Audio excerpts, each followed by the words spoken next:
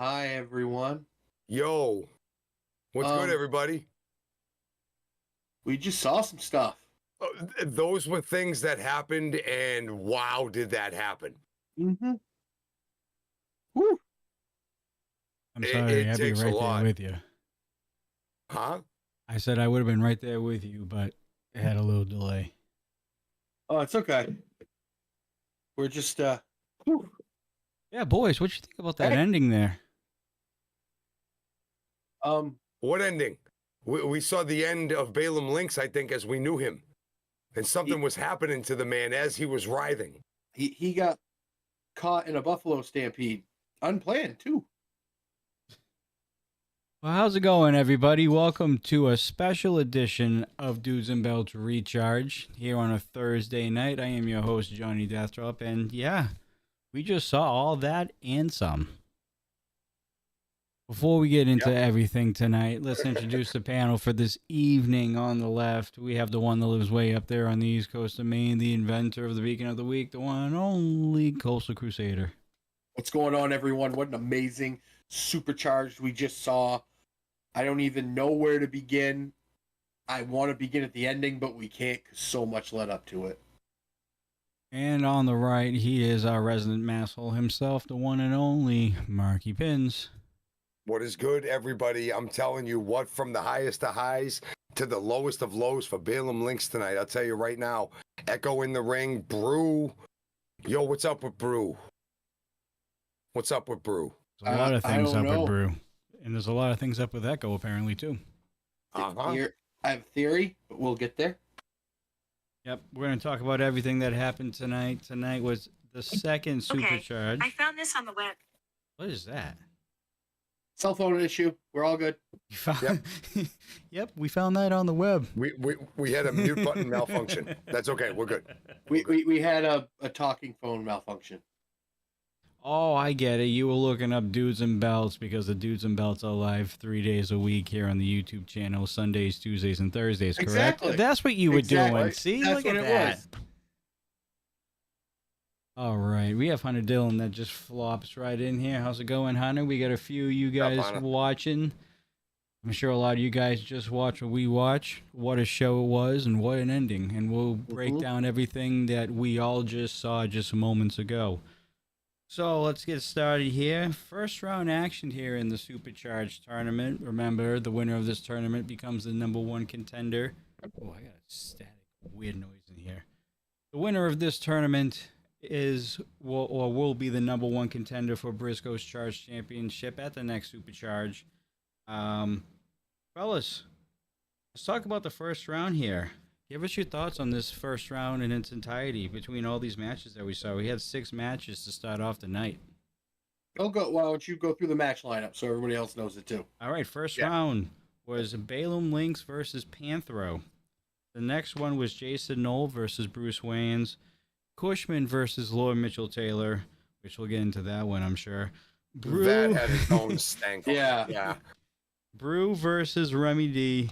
Sergey versus Mick Diamond, and I'm sure we'll be talking a lot about Sergey here as well tonight, as well as CBD versus Atiba. That was your first round matches for this evening. Boys, take it away.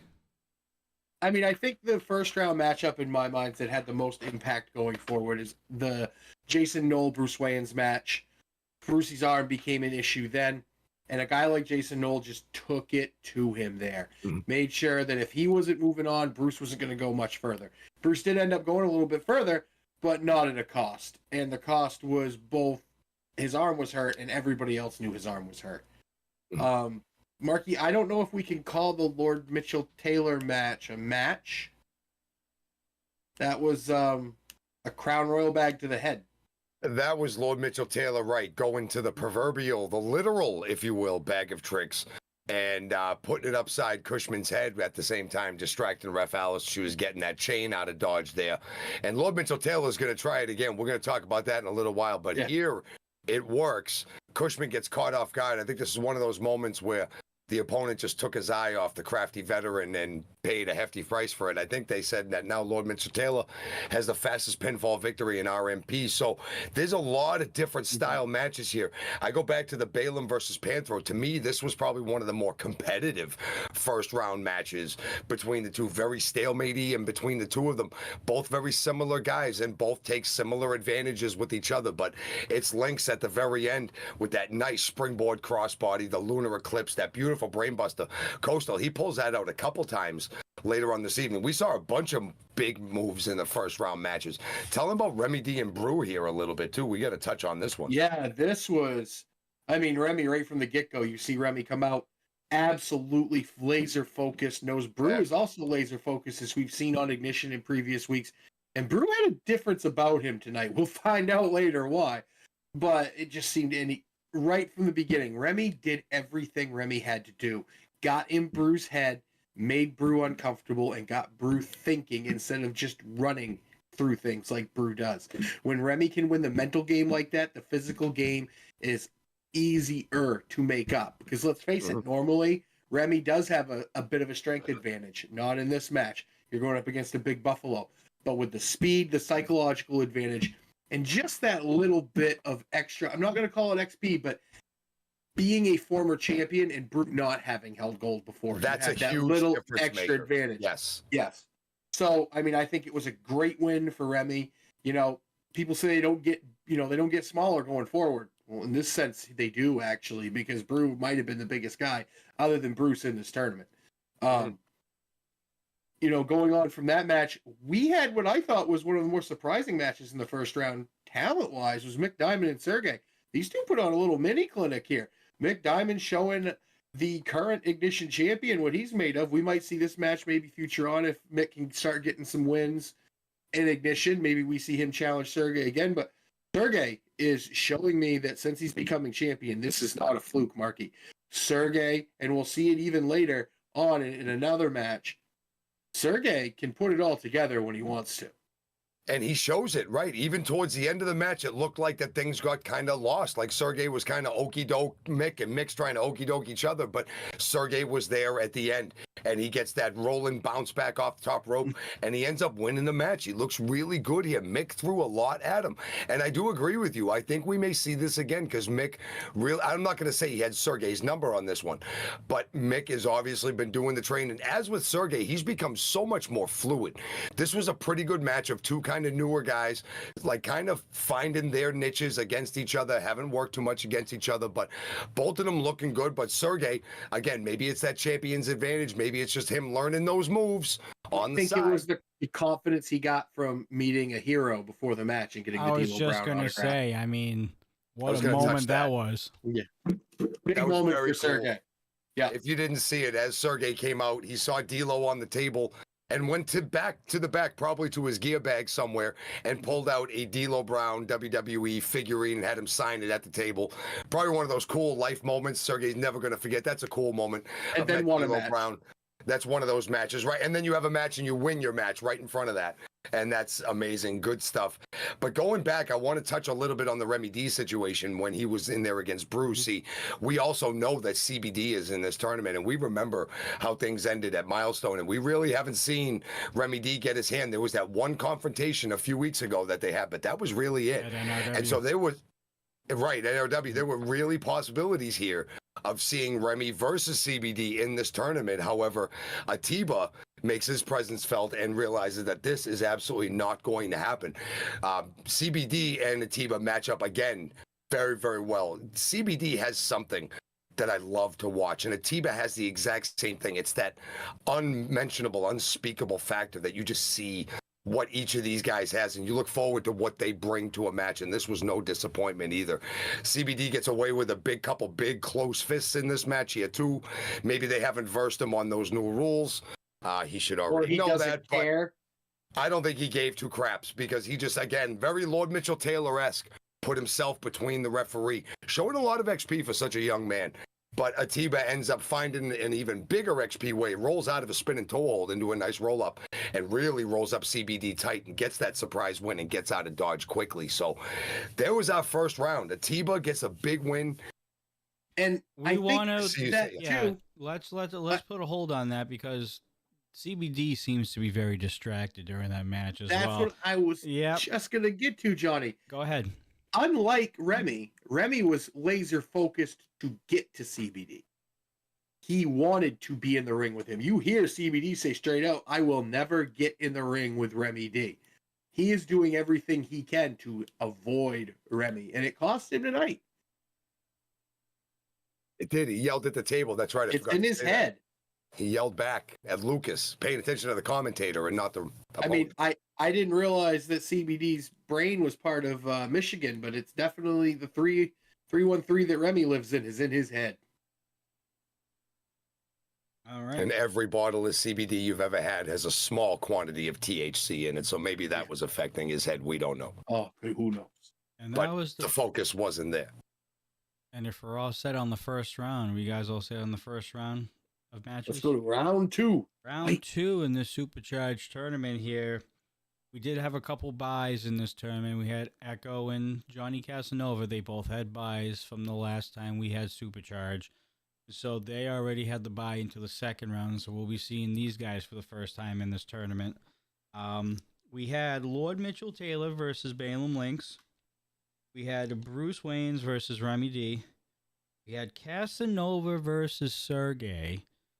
And then we had Echo Boosin going up against Atiba in the second round. 4 great matches here in the second round. Yeah. It was. I mean, I want to go right to the Echo and Atiba match. I want to start there because we see Echo. We saw him on the pre-show, but we see him come out and it's just different. I don't want to say it's arrogance because it's not. It's almost emotionless. And the only thing, he's like a guy that punches in and just does his job. And his job right now is kicking people in the face with both feet to get wins. But he goes about it differently. He absolutely takes the entire leg out of Atiba. He just chops Atiba down to the point where Atiba can barely even stand up, let alone come off the top rope, deliver a Dragon's Fang. Dragon Splat. He can't do any of that. It's not there. One leg. Yeah, he can barely even he couldn't even pick up to slam Echo without taking every bit out of it. And Echo absolutely capitalizes and gets a win. And it's just, and he says it, he goes, like 2 more. He's counting down wins till he gets what he wants. Marky, the attitude is very different. Result is the same for Echo. Mm-hmm. He turned that aggression up, man. He turned that intensity up, but with the coldest demeanor I think we've ever seen out of Echo Boosin here. Something's going on upstairs. This La Isla thing's not sitting well. A lot of things come to light later. We're going to talk about it. But at this point here, Echo comes out. He's got that black mask again, and he's just different here, emotionless, heartless, absolutely destroys every single ligament in Atiba's leg. Atiba's hopping around on a leg just to get up, and Echo ends up finishing the job. Leg DDT after stunner, after everything else. Echo's just in the mood, but you're right, Coastal. He gets that win, and he just gets out there, that shotgun drop kick at the end, man. It's just devastating. Devastating. Devastating. I'll tell you what's not so devastating, though. The fact that Lord Mitchell Taylor tried again, and it didn't work. I'll tell you, the only thing that was devastating was Lord Mitchell Taylor's confidence. When Balaam Lynx saw the bag coming, he tried it again, man. Lord Mitchell Taylor tries to distract the ref and hit him. Looks like he hit Cushman in the face with the bag. Lynx isn't buying it, sees it, and blocks it. Lord Mitchell Taylor does a good job of working some good offense in here, man. A lot of pounder moves, a lot of clubs to the back, a lot of boots to the face, just slowing Balaam Lynx down. But eventually, you can't slow him down that much. The big combo at the end, and Balaam Lynx takes control and wins against Lord Mitchell Taylor, makes it to the next round, just looking really, really good. On the other end of Echo's cold, emotionless demeanor, Balaam Lynx is up. He's ready to go. He knows what this means. He knows who he may run into later. That's not the point now, though. The point is that he's getting this win, and he's feeling good right now. He's looking really, really good, Coastal, after a couple matches here. Looking good. Yeah, no, I think it's 2 opposite ends here. I think if you look at the old La Isla team, I guess, Echo firmly knows who he will face. You can't tell me he didn't look at the other side of that bracket, see Balaam there, and be like, well, I know who I get in the finals. Or who I want. Balaam, I don't think care who was on the other side of that bracket. I think Balaam just goes match to match. We talk about it. Echo, no emotion. Balaam wears his heart on his sleeve. He's always been that way. Very emotional in the ring, bit fiery at times. Has it cost him before? Absolutely. Maybe that's one of the things that got Echo all ticked off. We'll never know. But I'll tell you another guy that wears his heart on his sleeve, and that's our Ignition champion, Sergey. And he was going against Johnny Casanova. What a match that was. I know. This is another Johnny great Casanova. I'm Johnny Casanova. I know. Johnny Casanova looks like he ate bad food or something. I don't know. He's got the face for radio. In a mood. He was somewhere else tonight. Yeah. But he seemed very focused. You know, no Caden out there, no Preston, as we've not seen lately. Don't know what's going on there, but you know, he comes out and Sergey is very game, as we see again. Sergey needs to understand, I know that championship's awesome and you very much like it. You really need to take it off before you start the match. The ref shouldn't be taking off your belt. It's a thing. He's come a long way. Sergey. These are them little unspoken things that he hasn't quite learned yet. He went from stealing Damon Ace's coat to winning gold. But right. He'll figure it out. I got faith in the thing is, Casanova withstood the Sergey barrage. And I mean, a big barrage. It really was. I mean, you can't go in there anymore and say that, oh, it's Sergey, I'm going to be fine. Because you see what happens. He took Casanova to the limit tonight, dishing out as much. We saw him Sergey up. Yeah. He was just about to we say. had Sergey Mania. Big boot, leg drop, almost got him there. But Casanova, that XP bar, Marky. We talk about a champion's advantage for Casanova. But that XP bar, man, he was able to get that roll up. I don't know if he had tights or not. I don't know if he needed them. He rolled him up tighter than a freaking sleeping bag, man. And got the win. Did. At the end, he was just in the right place. He saw a moment where Sergey, either a moment of indecisiveness in Sergey or something, but he didn't. Johnny was not indecisive. He left right over with the roll and rolled him up really tight, got the win. And Casanova, big win over Sergey here, moving himself in. This is the man that won the last tournament too, and now here he is, getting a bye into the second round, winning, getting himself into the semifinal. Would you believe that he could possibly do it again? He's done it once. It's really, really hard to doubt him. One man, though, that we don't usually doubt, except for when his arm is hanging out of the socket here, Bruce Wayne's coming back after Jason Knoll, that battle, that encounter of the Titans with Jason Virch. Go ahead. Go ahead and finish. No, I was going to say, like, it just seemed like that Bruce's arm just was not working, and Remy doesn't waste any time on it. These two guys are friends. They're good buds with each other, but this is a wrestling match and the bell rung. And I think they both understand that now it's about winning this match. And Remy takes no prisoners early, right on the arm, doesn't stop, just keeps going. It's a open target, Coastal. They say it all the time. They said it on the thing. The tape is on there. It's an open target. It's fair game. But Bossy comes back with the only move he can, man. That right arm's still good. He just chops his way, man. He's trying to chop down that redwood tree known as Remy D. Doing everything he can, but Remy right back on the arm, doing everything. Finally, Remy goes to the corner. I think he tried to get a breath of air or something, turns around and walks right into a batarang.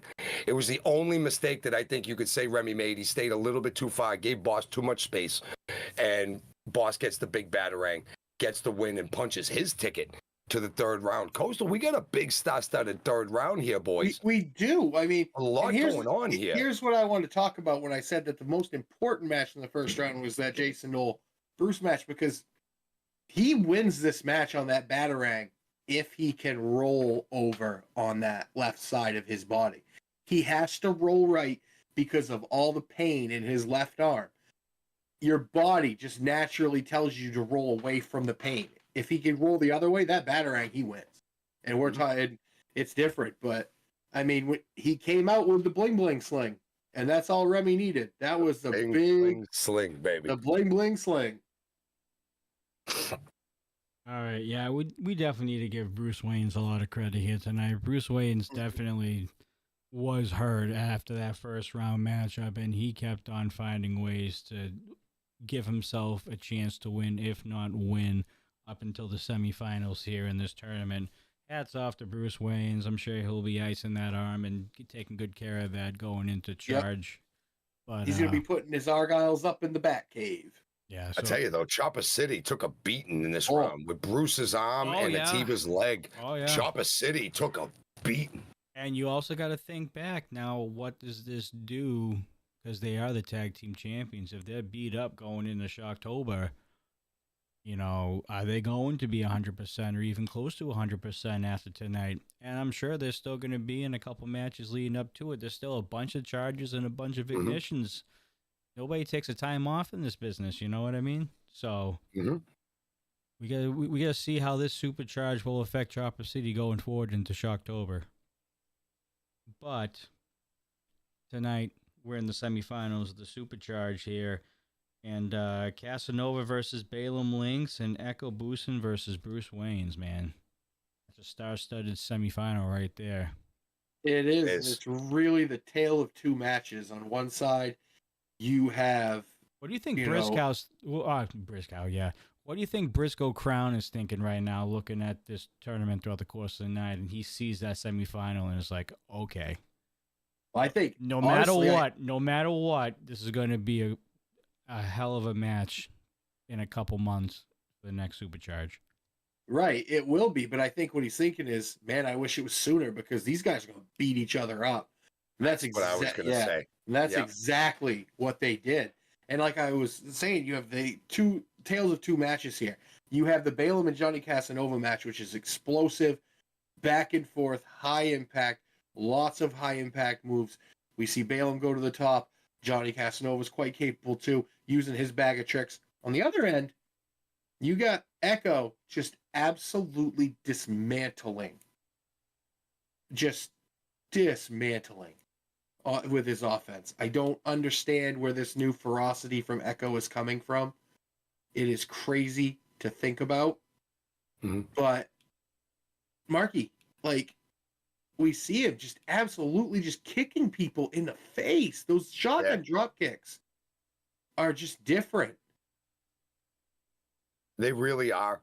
He's just, like I said, man, he's just put that stank on everything, dude. Like, people put that on everything. That Frank's Red Hot Echo's putting that stank on everything. It doesn't matter if it's like a top wrist lock. No, he's grapevining his legs around it and causing double the pressure. Every little thing he can do, and Echo just does it again. He goes right back after, just like he went after Atiba's leg and dismantled it ligament by ligament. He goes after Bruce's hurt and already destroyed left arm and continues to dismantle it left and right and left and right. I mean, Boss is fighting from behind the entire match. No matter what he can do, he's doing anything. He's getting Gotham sidekicks for just a breath of air. Usually that's a signature move that puts a guy down for a cover. Bruce is just trying to roll out of the way to get a breath of fresh air here because Echo is just literally, Coach, like you said, putting the boots to him. And at the end, it's not even the boots. At the end, it's this Titan version of a single arm straitjacket that almost chokes Bruce out of his own volition, and he has to tap. And Echo wins because of this damn ferocity that he's got. He's just bringing this other thing. On the other hand, in the other match that we see Casanova and we see versus Balaam Lynx over there, you see Casanova still come out almost with that like emotionless demeanor as well. He's somewhere else in this match. He's another one that's having tag team issues with an old partner that I don't think are resolved upstairs. I don't know what's going on, but it seems like the breakup of JK Pop and the breakup of La Isla have really, really impacted Echo and Johnny to an extreme detriment here. The whole match against Balaam, he's just somewhere else. He's going about his business, and he's doing a good job. You see a quick little snap snooplex, bringing everything that he can to grapple with Balaam Lynx, and that's no easy task. But one thing we have said on the show is that when Johnny does bring it, he's one of the best grapplers in the entire company, and he shows it very, very early. But Balaam Lynx, with the big animalities at the end and the lunar eclipse, ends up getting that youthful and that power advantage to win the match here. And this is huge going into the finals because, gentlemen, after this whole fight with Johnny Casanova and Balaam Lynx was an outstanding match. And then you see Echo and Bruce, which was an outstanding match for a man with one hand. Look at our final here, gentlemen. Look what it came down to. Look what it could have been. I mean, we'll get there. But who would have ever thought you would be saying, I'd say this sentence, Echo wouldn't let Bruce breathe. Right. And that's exactly what happened. He is like a rabid animal right now. He smells blood and he's for it. Except for when he has other plans. So Balaam Lynx versus Echo Boosin in the finals of the Supercharged tournament, which means, by the way, Echo already has his spot at Aces Wild from a couple months ago during last Supercharge. So that really doesn't affect him.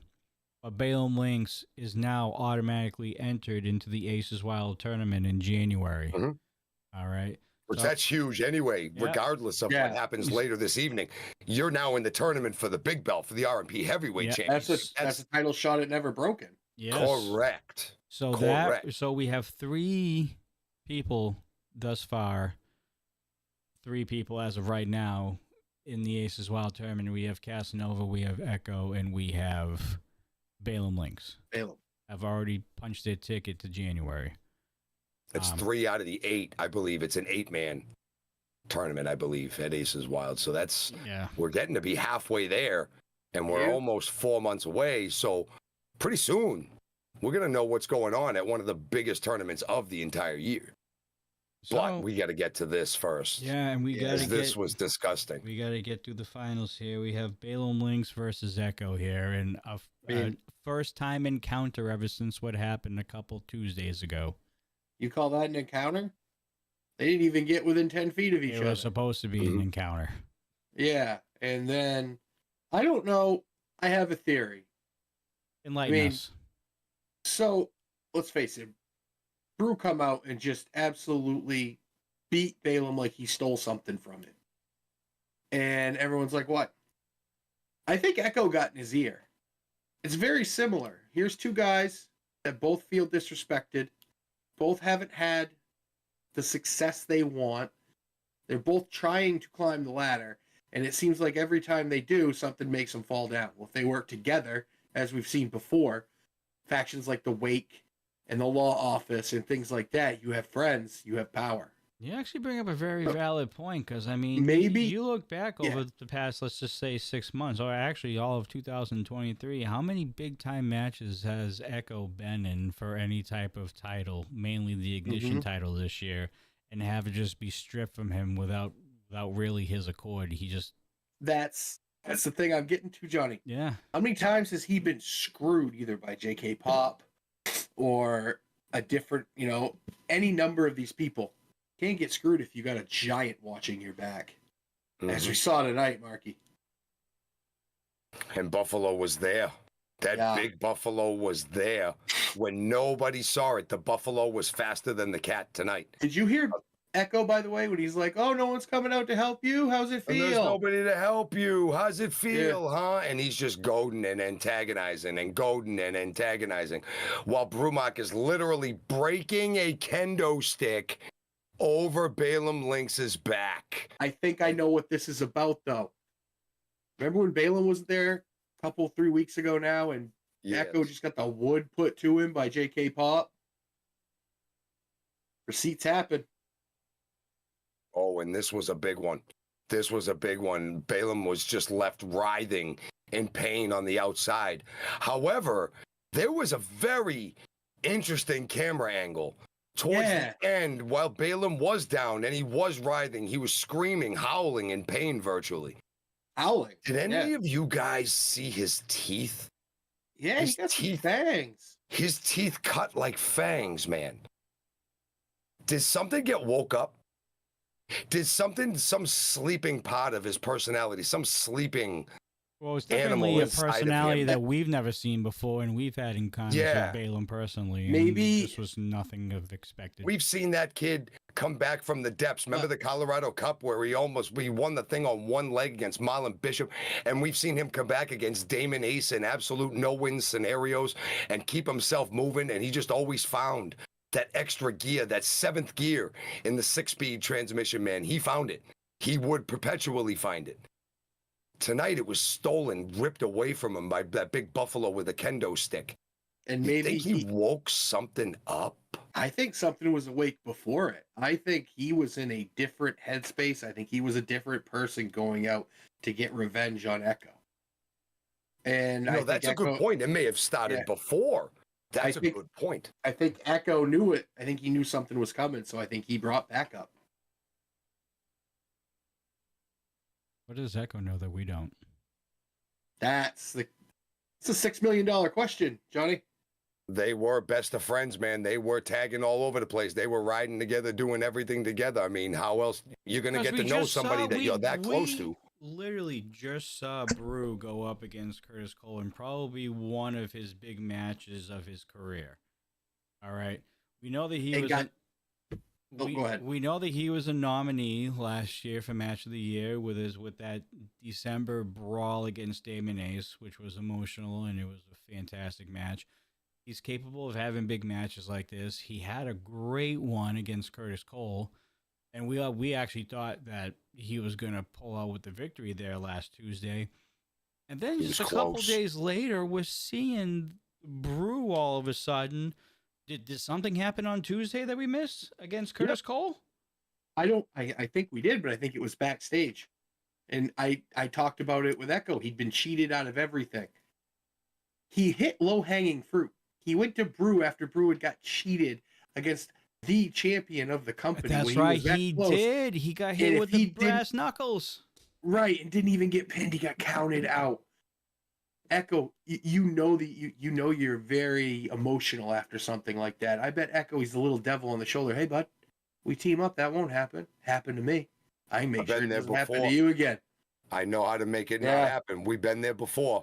Let's do this together, and we can make sure it never happens again. That's brilliant. I can see that. He manipulated him, I think. I don't know, man.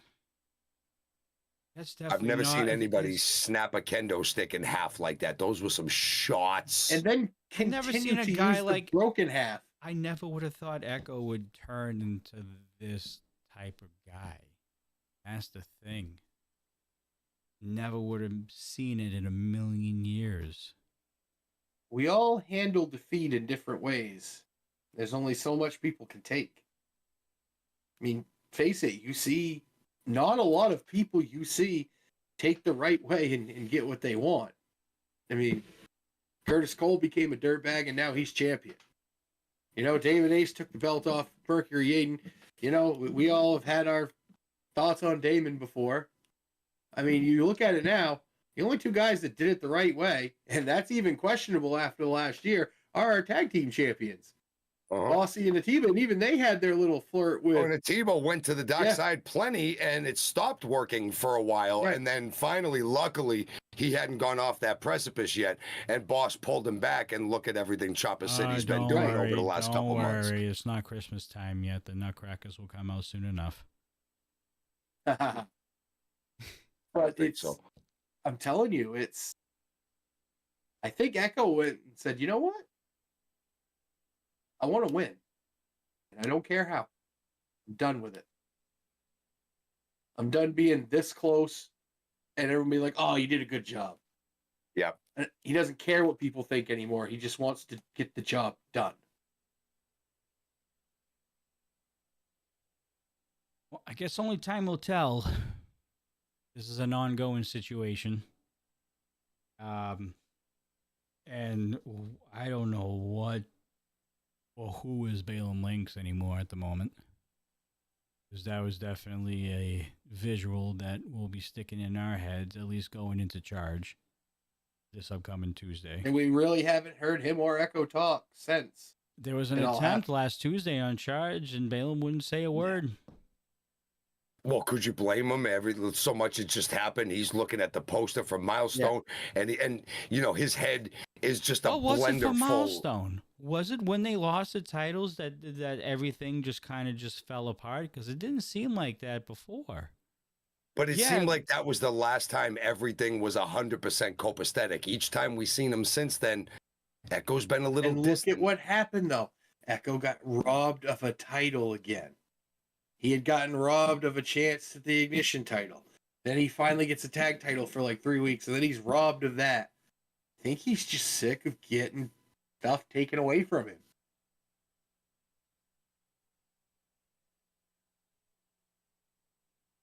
Be very interesting to hear from them, especially Balaam. I think we all kind of figured it out crystal clear tonight where Echo's head is. where his motivations lie and what he wants out of his future. Something happened to Balaam Lynx in front of our eyes tonight. And just hope the Wildcat's okay, and hopefully we can hear from him sometime soon where his head is at and what he's looking for out of his immediate future. Yeah. He's looking for something, dig down deep, because that's a visual that is definitely going to stir the pot of a lot of wrestling fans' minds here, at least for the next few days. Fangs. We saw fangs. Yeah. Fangs. That weren't there before. Full on cat-like fangs. Yes. It's like a scene from a movie. Cats eat birds. Yeah. That's all I'm going to say. That is true. Cats eat birds. Anyways, so that was Supercharged, ladies and gentlemen. So I guess technically Echo is going to be your number one contender for that Charged title in a couple months at the next Supercharged, which I believe is November. Echo didn't win. Echo didn't win. No, we were told it was a no contest. The match was thrown out. Well, there's got to be a number one contender. Lucas had said right on there that ref went over and threw the match out. I guess you got to tune in on. Did the bell ring? Did the bell ring? I don't think the bell ever rang. No. Okay, then yeah. The bell never rang never in the mind. beginning. No. Yeah, never mind. There was never a bell. You got to tune in on Tuesday. I'm sure we'll find out at Charge. Yeah, we need some answers on that. Regardless of personal scenarios, there is a Charged Championship number one contendership that needs to be claimed somehow by somebody. Maybe that might be a Shocktober thing. Ooh, that too. Rematch between them two. Or that's a Charge thing. Hunter, I don't know if Dean's going to have a solution. Dean's kind of busy. Yeah, Dean's getting ready for his RMP Championship match this October. As of right now, it's against Curtis Cole. I'm sure Dean's not the only guy in there making decisions. I'm sure there will be discussion about this tomorrow morning in the office as to how to deal with repercussions of this, penalties, consequences, and potential rematches to figure things out. So Dean is, I'm sure, very, very busy. If you follow his socials, he's back in the ring, he's training, he's doing his thing. He's got a lot on his plate coming up. So we'll have to find out what the resolution is going to be for this, because there is a number one contendership that we need to figure out. I'm sure we'll find out soon enough. So let's get right into Beacon of the Week, shall we? We haven't done this in a while. Also, who is your Beacon of the Week? My Beacon of the Week, even though he did not win the tournament tonight, but he had a hell of a showing. And I got to give it to him. It is the final boss, sucker. Bruce put out a championship performance tonight for a guy that holds half the tag team titles, former champion, but showed us tonight why he is the final boss and why he is pound for pound probably the toughest big guy in RMP. And I'm going to pick a very controversial one. It has been one hell of a roller coaster week for this individual, but my Beacon of the Week, because we've been talking about him for most of the night, is Brew. After the match that he had against Curtis Cole the other night on Charge, I believe it was the best match of his career that I've ever seen personally. He took the champ to the limit and looked amazingly dominant doing it. And then tonight had the most impactful moment, I believe, on the entire show, was jumping in and inserting himself into that final at Echo's behest, more than likely. However, we're sitting here talking about Brew in the main event, and he wasn't even in the tournament final. So Brew making impact, making waves here. My Beacon of the Week for this week is Brew. My Beacon of the Week, I believe, should go to Balaam Lynx here. Balaam Lynx had a great Supercharged tonight in the 3 matches that he competed in. Every match was competitive all the way into the finals. And then, obviously, we just talked about what happened. Final match never actually happened. So that's still to be determined. But his matches against Panthro, Lord Mitchell Taylor, and Casanova, that Casanova match especially was very good. Yes, very good. He was definitely ready for Echo, you could tell. And it just, unfortunately, Echo had other plans for Balaam before they could even square up. So I'm gonna give the beacon of the week to Balaam here, and we're gonna see what happens with this whole situation going forward. Make sure you don't miss a single episode of Charge to keep on following what is happening with these two and all other festivities that are going on here at Rocky Mountain Pro. We did take notes on ignition, but I think we're going to try and do a little abbreviated ignition on Sunday if we have time. So we have Discuss everything. the pre-show a little bit. Yeah. Because we didn't touch on it here. There was a little interaction in the pre-show, Echo and Brew. We didn't get to that, but that and it was a great Lockettes match too. It was a great Lockettes match. We saw our Lockettes champion, Adrian Mascara, in action. Yeah, we should go over it quickly on Sunday. We'll go over the pre-show on Sunday. Yeah. Yeah, because I mean, we didn't know how long Supercharged was going to be, and considering it is almost midnight here on the East Coast on a work day for us, we already had a plan ready to go for Supercharged itself. But I think we will go over the pre-show right before we get into the rewind, and I believe we are on episode 10, if I'm not mistaken, guys, on Sunday. I think 10 yes. now. We just finished 9. Yeah. The other on our way to milestone 3. Yes. That's right. And we're actually getting very close. I just looked at the archives. We're getting very close to the first episode of Charged. The first actual Charge, the NRW version of Charge. Mm-hmm. So very cool. All the way back nice. to episode 1. And we just got done, 358 episodes this past Tuesday? Something like 58 or 57. Yeah. Yeah. And the dudes were there for 300. Marky, we were 300. I did ref on 300. I did. That was awesome. So that was awesome. Still a lot of rewind to catch up on and for us to enjoy and share with you guys. So make sure you don't miss Rocky Mountain Pro Rewind every Sunday at 9 p.m. Eastern Standard Time. That's 7 p.m. Mountain Daylight Time. I was going to say something. It's too late for us over here, but we're winging it right now. We are going to have our once a month membership stream with all you paid members because we appreciate you guys so much, and we saw a lot of you guys tonight during Supercharge. We greatly appreciate you. On behalf of Rocky Mountain Pro, thank you very much for believing in what we do. There is going to be a membership-only live stream. We're going to try and get that set up within the next week or two. It's probably going to be the Sunday before Shocktober.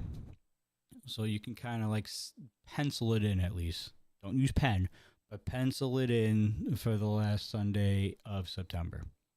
That's pretty cool. That's like right before everything happens. We'll get some last-second comments from somebody. Tune in. You never know who the dudes get to talk to. And we are also currently, as far as the Dudes and Belts is concerned, we are currently working on a project ourselves. Once everything is all finished and squared away, we will let you guys know. It's going to be a pretty good thing. So hopefully you guys are all here when that happens. Hopefully within the next couple of weeks, we'll be able to announce all that stuff. But until then, we sit and wait. And we get to look forward to more exciting Rocky Mountain Pro programming here on the YouTube channel. Also, we will also be going over to Rumble as the dudes specifically. We're going to be putting our shows over there as well. I know we haven't this week because I just got back and we're still trying to get everything squared away over here on my end. But you'll be seeing the Dudes and Belts more often on the Rumble, I believe, starting next week. So we will be live on YouTube and Rumble, so you can pick your poison on where you want to watch. But as of right now, at least for the rest of this week, we're going to be here on YouTube and Twitch. I think we're still live on Twitch. Yes, we are. Wrestling and Donuts, how's it going? Welcome. We just great name. I love both of those things. I love both of those things. Yes. Quickly. Yes. Foods and Belts question. Favorite donut? Boston cream. Boston cream. Wow. It's not even close. It's not even close. It's the best donut with a cup of coffee. It's the best donut with a cup of milk. It's just the best donut is a dessert for breakfast. You want to know what mine is? It can be a cake too. That's the best. It is. It's a pie. Yeah. Or a cake. Yeah, it's a donut, a pie, and a cake all in one. You want to know what mine is? And it's a weird one. The coconut one. The coconut one. You're a coconut. Yeah, every time we got donuts here in the morning for bowling, Johnny Deathdrop would always eat the coconut one because nobody else would. If you're out shoveling when you come in, a molasses donut hot out of the toaster oven. Never had a molasses one. I've had molasses. I eat the old-fashioned donut. I love the old-fashioned one. It's not biased because we're from Boston. We just like Boston cream donuts. It's just convenient. It was just the donut. It has chocolate, it has pastry, and it has the cream. It just has everything. A Krispy Kreme glaze, that's a different. I don't even put that as a brother, donut. don't even get me started with Krispy Kreme. Yeah, but you need 30 of them because like one donut just melts in your mouth. Just air. I don't care. I need like 24 of them. They're so good. Oh my good. It's like crack in a box. It's so good. It really is. It is literally. It's like crack. Oh, wrestling and donuts. If look up Ruckus Donuts from Maine. It's in I would try bacon and maple. I would try. And they have a Mountain Dew donut. Wait, what? Yep, it's Mountain Dew, and it's got Mountain Dew flavored frosting on top of it. What? Yeah. I'll bring you one sometime, Mark. Yeah, please, like 12. And they have a bacon maple, and it's like a giant. They're big donuts. They're like little, almost like little cakes. And like they're bacon maple, and it's like maple frosting, like actual crushed bacon on top of it. I would try that with the maple flavor. Absolutely, I'd try that. That sounds delicious with a hot cup of coffee. Oh God! See, whenever we're stumped, we just go right into foods and belts, and we can just talk for hours, man. Thank you, Wrestling and Donuts. You kind of lightened the mood in here after all the way that we saw the show end earlier and asking questions of everything. Fresh out of the oven. Zamora, I used to work at a Dunkin' Donuts. I used to have to be in early in the morning, right as the baker was leaving. No, I wasn't a baker. It was like right as the baker was leaving at like 5 in the morning. He'd be there from like 2 to 5. That's what people don't realize is like the the bakers are in there at 1. No, yeah, they were in there all night, overnight, making the donuts fresh for the whole day. And we would come in at 5. And it was just this like aromatic indulgence of everything. It was just the best flavor. Oh, God. Now, sadly, they're all made in one place and shipped out every day. And they're terrible. Yeah. Terrible. Anyway. I was just going to say something, too, and I completely Tim Hortons donuts are shit. Do we have any Timbits are good, but their donuts are awful. No, their donuts are shit. You get the munchkins when you go up there. You get the Timbits. They don't even get their coffee. No. Oh, I was just going to say, we're getting towards that season. Cider donuts. Are we cider donut fans here? Absolutely. I'm an apple cider fan. You never had like the cider donuts? Like you go to the place where you go apple picking, you get a bag of donuts, and oh my God. We have those things. You go home, you make some coffee, you get a vanilla icing, and you just smear vanilla icing on the top, and you just up your diabetes. Oh, one donut at a time. Gone. Samori says Winchell's is gone. Winchell's is gone. No. Winchell's. Their donuts were pretty good. They had good crullers. Yeah, their crullers were good. That was our only semi-reliable place every time we went down there. No, their pastries and their donuts were actually really good. I had no problem with Winchell's anything there, except for the fact that they had the caca there while we were trying to go in. That was the only part that was terrible. Yeah, the aromatic outside was terrible, but the food was that was a different kind of aromatic that you didn't want to deal with. I forgot about the caca. That caca was terrible. Hunter's like, what? Hunter, you ever seen them trucks? Yeah, caca. He typed it. People have septic tanks, right? Like, where the waste goes out and you may not be hooked to city plumbing. I live in an area where it's like that, and you have and once a month, the big shit truck. When we were kids, we couldn't say the shit truck, so we called it the caca. The guy comes, he hooks up the hose, and it sucks the caca. So it's a caca. Mm-hmm. It was at Winchell's the day we went for coffee. I think that was the day we were going home from Colorado. I think we were going back to the airport, and we stopped at Winchell's. I don't know. I don't I remember think it what we was were the doing that day. no. We were on our way to the to fast for the Sin Bodhi seminar. Oh, was it on Sunday for the seminar or Saturday for the seminar? Yep. That was a cool seminar. Simbodi led that Totally. seminar. That was very, very cool. Just glad he wasn't in makeup. I was really hoping he was going to hip toss Sunday, but he kind of let him live. So Yeah. That's right. We almost lost him that day. I couldn't believe Sunday got in the ring when he's like, "Somebody get in! I need to know what's going on." Sunday Night Savior jumped in, and we were like, Oh, "Kauka Saka." It's Amore just Oh, hold on. Let's see if I can spell it right for him, Mark. it's a Kauka Saka. CAHCAHSUCKAH. Yeah. Okay. That's Kakasaka. yeah. Kakasaka. The Kakasaka. If you want to talk like Marky and I, just anytime you see an R, replace that with an AH. That's it. That's it. Mhm. Well, if it's an R, it has to be like preceded by a vowel. Yes. It can't, because when you like somebody's like name, like if your name is Richie, like you can't just say Achi, like Yeah. There's still times we have to say it, but if it's ever like after a vowel at the end or in the middle, no. H. Yeah. Good times. Good times. My All right. water. Hey, Johnny. Yo. Water. Wada. Blah, blah. Yeah, he did it. Blah, blah. See, we call them water fountains in Maine. No, it's a We water can call them bubble. bubbles. It is, no, but bubbler sounds way funnier to say. One day I'm going to travel to you and learn the ways of East Coast. So you should Oh, already be scheduled to. You know sir. where we need to take Zamore? The North End for Italian food. Oh, God, yeah. Oh, God. No, don't worry. We'll take him to the North End for the food. And then Mike's we'll pastry. We'll take him down to Southie for the accent. You want the Boston accent, the accent you hear in the movies and everywhere else. You want the departed? That is Southie. That's South. That's the traditional, what they make fun of the Boston accent. That's from like South Boston. Like all our Southie guys sound exactly like Matt Damon and all the guys from The Departed and all that stuff. Yeah. That's the Southie accent. I'll plan a whole We'll take him down to tour. South Boston. His heads will explode. He won't understand a damn word.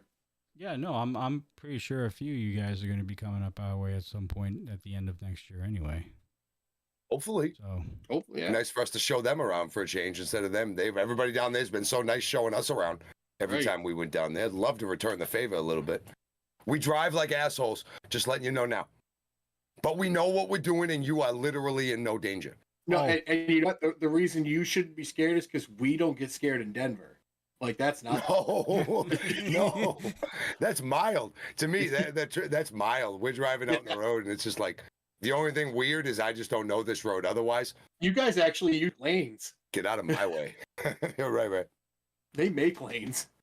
oh, those poor people that we're going to have to pick up at the end of the year and actually have to take them out of Boston. Oh, they're going to be petrified. I didn't even tell anybody about the Dude, driving that goes on.